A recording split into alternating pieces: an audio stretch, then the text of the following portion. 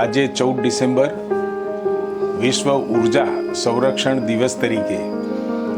આખી દુનિયામાં આવતા સમયના પડકારો અને પડકારો માટે ઉર્જા બચાવવા માટે સંરક્ષણ કરવા માટે સમગ્ર દુનિયાની અંદર વીજળી કેવી રીતે બચાવવી એની ખૂબ જાગૃતતાથી આજનો દિવસ અને આજના દિવસે પીએમ સાહેબે પણ પીએમ સૂર્યઘરને પણ ખૂબ પ્રોત્સાહન આપ્યું છે, જેથી કરી કાર્બન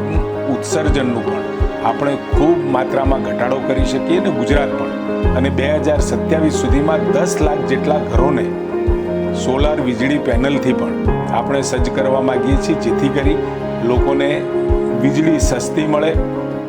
અને ઓછી વાપરવાવાળા લોકોને પણ સબસિડી આપી.